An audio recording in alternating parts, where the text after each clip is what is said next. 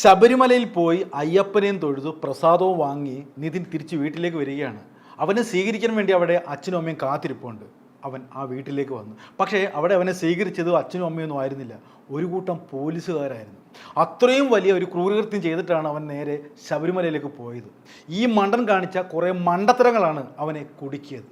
തൃശ്ശൂർ മുണ്ടൂരിൽ നടന്ന ആ സംഭവത്തിൻ്റെ പിന്നാമ്പുറ കഥയാണ് ഇന്ന് പറയുന്നത്. നേരം 6 മണിയായപ്പോൾ നിതിൻ ഒരു കാഴ്ച എല്ലാവരും വിളിച്ച് കാണിക്കുകയാണ്. അവൻ്റെ വീടിനോട് ചേർന്ന ആ പറമ്പിൽ ഒരാൾ മരിച്ചു കിടക്കുന്ന ഒരു കാഴ്ചയാണ് അവൻ എല്ലാവരും വിളിച്ച് കാണിക്കുന്നത്. അവൻ്റെ വാവിട്ട നിലവിളിയും ഒച്ചയെല്ലാം കേട്ട് നാട്ടുകാരെല്ലാം കൂടി ആ കാഴ്ച കാണാൻ വേണ്ടി അങ്ങോട്ട് വന്നു. മരിച്ചു കിടക്കുന്ന ആരെന്നറിയാമോ? നിതിൻ്റെ വീടിൻ്റെ തൊട്ടടുത്ത് താമസിക്കുന്ന തങ്കമണി എന്ന് പറയുന്ന 75 വയസ്സുള്ള സ്ത്രീയാണ് ഈ മരിച്ചു കിടക്കുന്നത്. പക്ഷേ വല്ലാത്തൊരു കാഴ്ചയായി. കാരണം തലേന്ന് വരെ ആരോഗ്യമുള്ളൊരു സ്ത്രീയായിരുന്നു. എല്ലാ ജോലിയും ചെയ്യുന്ന ആ സ്ത്രീ പെട്ടെന്ന് മരിച്ചു എന്നുള്ള വാർത്ത ആർക്കും ഉൾക്കൊള്ളാൻ പോലും പറ്റിയില്ല. പിന്നെ വേറെ കാര്യമുണ്ടെന്നേ, 10-75 വയസ്സായി, പ്രഷറൊക്കെ ഉള്ള ആളാണ്. ഇനി തല ഇറങ്ങി വല്ലതും വീണതായിരിക്കാമോ? തല ഇറങ്ങി തന്നെ വീണതാണ്.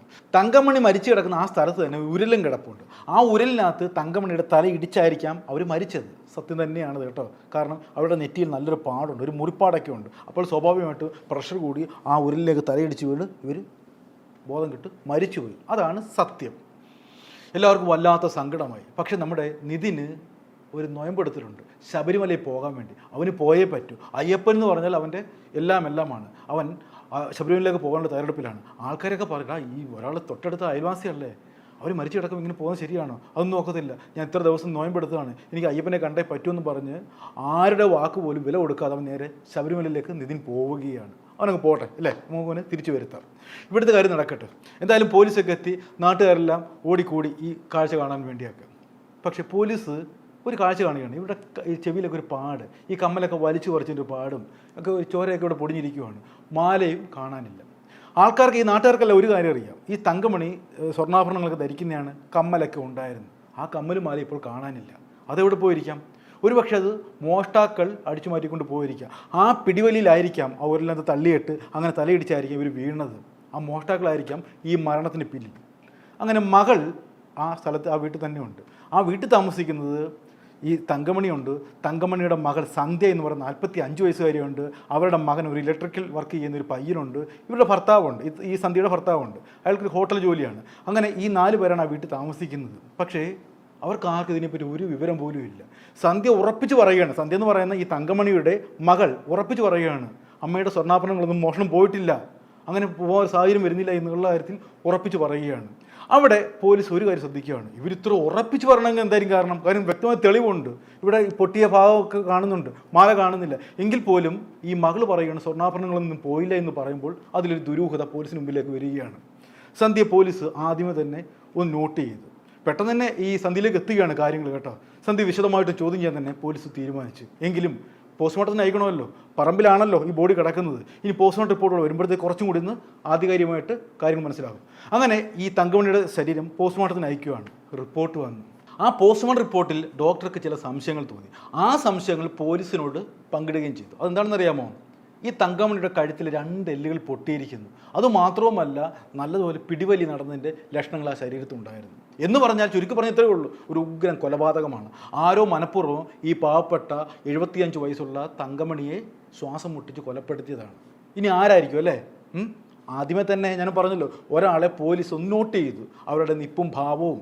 ഒരു അമ്മ മരിച്ചു കിടക്കുമ്പോൾ, അപ്പോൾ മനസ്സിലാക്കുകയാണ്, ഒരു അമ്മ മരിച്ചു കിടക്കുമ്പോൾ മക്കളൊക്കെ വാവിട്ട് നിലവിളിക്കേണ്ടതല്ലേ. പക്ഷേ ഇവിടെയുള്ള ആ മകൾക്ക്, പ്രത്യേകിച്ച് ആ സന്ധ്യയ്ക്ക് ഭാവവ്യത്യാസം ഒന്നുമില്ല. കരച്ചിൽ പോലെയൊക്കെ നടിക്കുകയാണ്. ഒറിജിനൽ കരച്ചിൽ, ഡ്യൂപ്ലിക്കേറ്റ് കരച്ചിൽ കണ്ടാൽ നമുക്ക് തിരിച്ചറിയാൻ പറ്റുമല്ലോ. ആ ഡ്യൂപ്ലിക്കേറ്റ് കരച്ചിലാണ് ഇപ്പോൾ സന്ധ്യ നടത്തുന്നത്.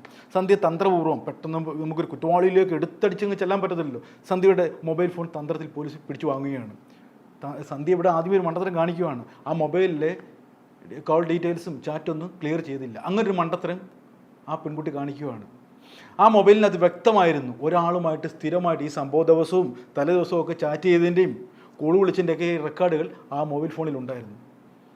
ആ ആളുമായിട്ടാണ് ഈ ഒരു സംഭവം നടത്തിയിരിക്കുന്ന കാര്യത്തിൽ സംശയമൊന്നുമില്ല. ആ ആളാരായിരിക്കും അല്ലേ? നിങ്ങൾക്ക് ഏകദേശം പിടികിട്ടി കാണും. എന്തായാലും സന്ധ്യ കുറ്റമേറ്റു. താനാണ് അമ്മയെ കൊന്നത്.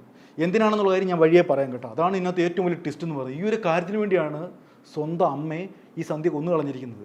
ഇവരുടെ കുടുംബം എന്താണെന്ന് വെച്ചാൽ തങ്കമണിക്ക് 2 മക്കളായിരുന്നു, ഒരാണും ഒരു പെണ്ണും. മകൻ മരിച്ചുപോയി. അതിനുശേഷം അറിയാമല്ലോ, ഒരു അമ്മ ഒരു മകളെ വളർത്തണമെങ്കിൽ ഇതുമാത്രം കഷ്ടപ്പെട്ടായിരിക്കും. കൂലിപ്പണിയൊക്കെ ചെയ്ത് ഈ സന്ധ്യയെ വളർത്തി മിടുക്കിയാക്കി കല്യാണമൊക്കെ കഴിച്ച് ആ ഭർത്താവിന് ഹോട്ടൽ ജോലിയാണ്. അങ്ങനെ സന്തോഷകരമായിട്ടാണ് ആ കുടുംബം അങ്ങനെ കഴിഞ്ഞു പോകുന്നത്. ആ അമ്മയാണിപ്പോൾ മകൾ നിർദ്ദയം കൊന്നുകളഞ്ഞിരിക്കുന്നത്. എന്തിനു വേണ്ടിയാണെന്നറിയാമോ? ഞാൻ വഴിയെ പറയാം. എന്തായാലും ഈ ചാറ്റ് നടത്തിയ ആളെ പിടിക്കാൻ വേണ്ടി പോലീസ് എല്ലാ സജ്ജീകരണങ്ങളും ഒരുക്കി കാത്തിരിക്കുകയാണ്. ആൾ വരികയാണ്. കറുപ്പും ഒക്കെ ധരിച്ച്, മാലയൊക്കെ ധരിച്ച്, മുടിയൊക്കെ നീട്ടി വളർത്തി, താടിയൊക്കെ ഇത്രയൊക്കെ ആക്കിയിട്ട് ആൾ വരികയാണ്. ഭയങ്കര ഭയഭക്തി ബഹുമാനത്തോടെ, നമ്മളുടെ ആ ചിന്താവിഷ്ട ആ ശ്യാമളയിലെ ആ ശ്രീനിവാസനെ പോലെ. അമ്മയും അച്ഛനൊക്കെ സ്വീകരിക്കുമെന്ന് പറഞ്ഞാണ് വീട്ടിലേക്ക് വന്നത്. പക്ഷേ അവിടെ ഞാൻ ആദ്യം പറയില്ല, സ്വീകരിക്കാൻ വേണ്ടി കാത്തിരുന്ന പോലീസുകാരാണ്. പോലീസുകാർ അവനെ തൂക്കി. ആളെ മനസ്സിലായല്ലോ, നമ്മുടെ ആ ബോഡി കണ്ടെത്തിയ അല്ലെങ്കിൽ എല്ലാത്തിനും കൂട്ടുനിന്ന ആ ദിവസം തന്നെ ശബരിമലയിൽ പോകണമെന്ന് വാശി പിടിച്ച നിധിനാണ് ആ കക്ഷി. നിധിനും ഈ സ്ത്രീയും തമ്മിലുള്ള ചാറ്റുകളെല്ലാം പോലീസ് കണ്ടെത്തി. അത് മാത്രമല്ല, ഈ സന്ധ്യയും ഈ നിധിനും തമ്മിലുള്ള കൊടുക്കൽ വാങ്ങലിൻ്റെയൊക്കെ രേഖ ഗൂഗിൾ പേയിൽ നിന്നും കണ്ടെത്തി. ഒരുപാട് പൈസകൾ ഇവർ തമ്മിൽ അങ്ങോട്ടും ഇങ്ങോട്ട് ക്രയവിക്രയം ചെയ്തിട്ടുണ്ട്.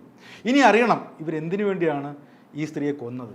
ഇവർ അന്നേ ദിവസം അല്ലെങ്കിൽ ആ തങ്കമണി മരിച്ച ദിവസം കാണിച്ച കുറേ മണ്ടത്തരങ്ങളാണ് നിധിനെ പൊക്കിയത്. അത് മാത്രവുമല്ല, ആ സ്ത്രീയും കുറേ മണ്ടത്തരങ്ങൾ കാണിച്ചു. ആ മണ്ടത്തരങ്ങൾ എന്താണെന്ന് ഞാൻ പിറകാലെ പറയാം. എന്തായാലും നമുക്ക് ഇവർ തമ്മിൽ ബന്ധം അറിയണമല്ലോ. ഈ നിധിനും സന്ധ്യയും അയൽവാസികളാണ്. സന്ധ്യയ്ക്ക് ഞാൻ ആദ്യം പറഞ്ഞു 45 വയസ്സുണ്ട്. നിധിനാണെങ്കിൽ കൊച്ചു പയ്യനാണ്. കൊച്ചു പയ്യൻ എന്ന് പറഞ്ഞാൽ 10-27 വയസ്സേ ഉള്ളൂ. അവൻ അച്ഛനും അമ്മയും ഉണ്ട്. ഇവിടെ ഞാൻ ആദ്യം പറഞ്ഞ സാഹചര്യമാണ്. ഈ ഭർത്താവാണെങ്കിൽ ഹോട്ടൽ ജോലിക്ക് രാവിലെ അങ്ങ് പോകും. പിന്നെ ഈ വീട്ടിൽ സന്ധ്യ മാത്രമേ ഉള്ളൂ. അത് മാത്രമല്ലെന്നേ, ഈ നിധിന് ഈ വീട്ടിൽ മറ്റൊരു സ്വാതന്ത്ര്യം കൂടിയുണ്ട്. ഈ സന്ധ്യയുടെ മകനും ഈ നിധിനും തമ്മിൽ സുഹൃത്തുക്കളാണ്. ആ സുഹൃബന്ധം മുതലെടുത്തിട്ടാണ് കൂട്ടുകാരൻ്റെ അമ്മയെ തന്നെ ആലോചിക്കുക, ഒന്നും പറയണ്ടല്ലോ, അവൻ്റെ ആഗ്രഹത്തിന് വേണ്ടി വശംവദനാക്കുന്നത്. ചുരുക്കി പറഞ്ഞാൽ 2 വീട്ടിലും പകൽ സമയങ്ങളിൽ ആളൊന്നുമില്ല. അപ്പോൾ സ്വാഭാവികമായിട്ട് അറിയാമല്ലോ, ഒരു അവിഹിത ബന്ധം അവിടെ ഉടലെടുക്കുകയാണ്. 45-കാരും 27-കാരനും തമ്മിൽ. അങ്ങനെ ആ ബന്ധം ഒരു വല്ലാത്ത ഘട്ടത്തിലേക്ക് പോവുകയാണ്. 3 വർഷമായിട്ടുള്ള ബന്ധമാണ്. ഒരാൾ പോലും അറിയുന്നില്ല. പാവപ്പെട്ട ഭർത്താവാണ് രാവിലെ ജോലിക്കെന്നും പറഞ്ഞ് ഹോട്ടലിലേക്ക് പോകും. അയാൾ 9 മണിയായിട്ട് തിരിച്ചു വരത്തുള്ളൂ. അതുപോലെ സന്ധ്യയുടെ ലോകമാണ്. ആ വീട്ടിലാണെങ്കിൽ കൂലിപ്പണിക്കാരാണ്. ആരുടെ? നിധിൻ്റെ വീട്ടിൽ അച്ഛനും അമ്മയൊക്കെ രാവിലെ പോകും. ആ വീട്ടിലും ഈ വീട്ടിലും മാറി മാറി തിരിഞ്ഞ് അവിഹിതം നടത്തിയാണ് 2 പേരും. ചുരുക്കി പറഞ്ഞാൽ ഒരു വല്ലാത്ത കൈവിട്ട ബന്ധത്തിലേക്ക് അത് പോവുകയാണ്.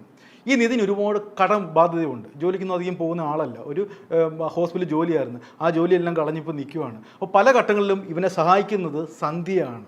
ഒരു ഘട്ടത്തിൽ നല്ലൊരു തുകയുടെ ആവശ്യം വരികയാണ് ഈ നിധിൻ കാമുകിയായിട്ടുള്ള സന്ധ്യയോട് ആവശ്യം പറയുകയാണ്, എന്നെ സഹായിച്ചേ പറ്റത്തുള്ളൂ, വേറെ മാർഗ്ഗമൊന്നുമില്ല. സന്ധ്യ സമ്മതിക്കുകയാണ്, ഞാൻ സംഘടിപ്പിച്ചു തരാം. എങ്ങനെയാണെന്നറിയോ? അമ്മയുടെ കയ്യിൽ അല്ലെങ്കിൽ അമ്മയുടെ ശരീരത്ത് കുറേ സ്വർണ്ണാഭരണങ്ങളുണ്ട്. അത് ഞാൻ ചോദിച്ച് പണയം വെച്ചോ അല്ലെങ്കിൽ വിറ്റിട്ടോ നിനക്ക് ഞാൻ പൈസ തരാം. ഇനിയിപ്പോൾ സന്ധ്യയുടെ റോളാണ്. ഇവള് ആ തങ്കമണി എന്ന് പറയുന്ന 75 വയസ്സുള്ള ആ സ്ത്രീയോട് മാല ചോദിക്കുകയാണ്. ഈ തങ്കമണിക്ക് നേരത്തെ തന്നെ അറിയാം, ഒരു വഴിവിട്ട ബന്ധമാണ് തൻ്റെ മോളും അയൽവാസിയായിട്ടുള്ള നിധിനും തമ്മിലുള്ള ബന്ധമൊക്കെ ഈ അമ്മയ്ക്ക് അറിയാം. കണ്ടില്ല കേട്ടില്ല, ഇത്രയും പ്രായമല്ലേ, കണ്ടില്ല കേട്ടില്ലെന്ന് പറഞ്ഞ് ഇങ്ങനെ മുന്നോട്ട് പോവുകയാണ്.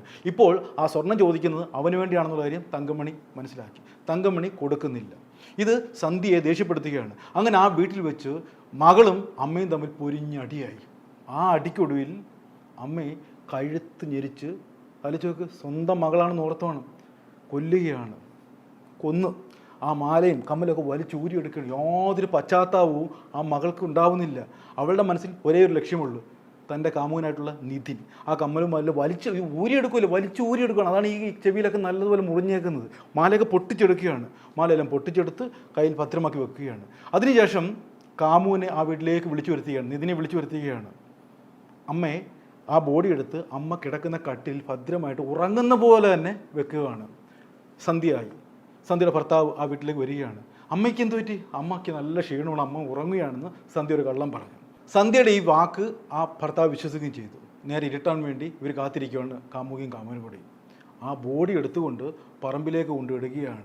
എന്നിട്ട് ഒരു കൃത്രിമ നാടകമൊക്കെ അവിടെ സൃഷ്ടിച്ചു. അമ്മയുടെ ഇവിടെ മനഃപൂർവ്വം ഒരു പാടൊക്കെ സൃഷ്ടിച്ചു. ആ ഉരുളിനകത്ത് കൊണ്ട് ഇടിപ്പിക്കുന്നതായിട്ടൊക്കെ കുറേ സംഭവങ്ങളൊക്കെ അവിടെ കാട്ടിക്കൂട്ടി അമ്മ ആ ഉരുളിടിച്ച് വീണതായിട്ട് കാണുന്നവർക്ക് തോന്നണം. എല്ലാ കാര്യം കൃത്യമാണ്. അങ്ങനെ ഒന്നും അറിയാത്ത മട്ടിൽ സന്ധ്യ ഉറങ്ങാനായിട്ട് പോകുന്നു. മറ്റോ അതിരാവിലെ തന്നെ ആൾക്കാരെ വിളിച്ചു കൂട്ടുന്നു, നേരെ ശബരിമലയിലേക്ക് പോകുന്നു. ആരും പിടിക്കില്ല. അമ്മ സ്വാഭാവികമായിട്ട് മരിച്ചു എന്ന് എല്ലാവരും വിചാരിക്കുക എന്നുള്ള ധാരണയിലാണ് സന്ധ്യ ഈ വീട്ടിൽ കഴിയുന്നത്, ശബരിമലയിൽ അവൻ കഴിയുന്നത്, അല്ലേ? പക്ഷേ ഇവിടെ എല്ലാം പൊളിച്ചെടുക്കുകയാണ്.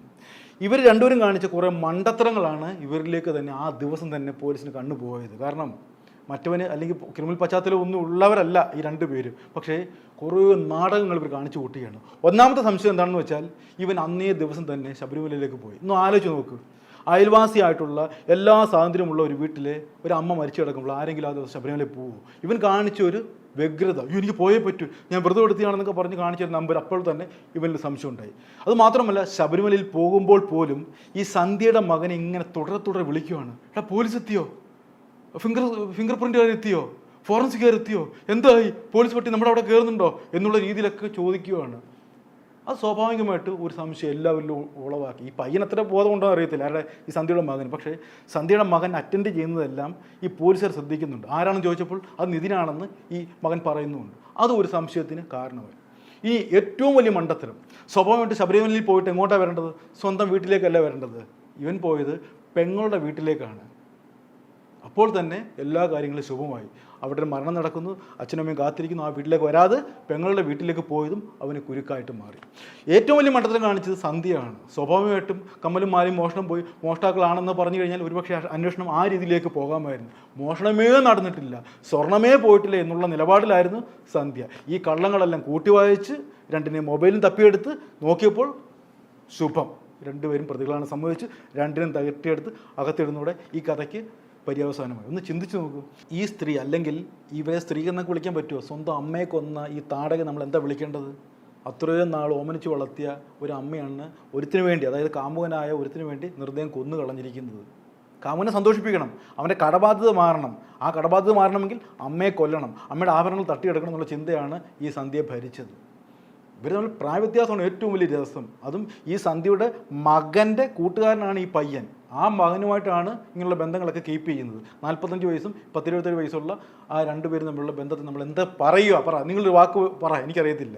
എന്തായാലും ഇത്തരത്തിലുള്ള ഒരുപാട് കഥകൾ നമ്മുടെ സമൂഹത്തിലുണ്ട്. കേട്ടാൽ നമ്മൾ ഇങ്ങനെ മൂക്കത്ത് വെല്ലു വെക്കും. ഇതൊക്കെ നമ്മുടെ കേരളത്തിലാണോ സംഭവിക്കുന്നത്, നമ്മുടെ കൊച്ചു സമൂഹത്തിലാണോ സംഭവിക്കുന്നത് നമ്മൾ ചിന്തിച്ചു പോകും. ഇതല്ല, ഇതിനപ്പുറവും സംഭവിക്കും. കാരണം എന്താ? പണ്ടുള്ളവർ പറയും കലികാലമാണ്. കലികാലത്ത് ഇതല്ല, ഇതിനപ്പുറം കാണാനുള്ള മനക്കെട്ടി നമുക്കുണ്ടാവട്ടെ എന്ന് മാത്രം പറഞ്ഞുകൊണ്ട് നിർത്തുന്നു. നന്ദി, നമസ്കാരം.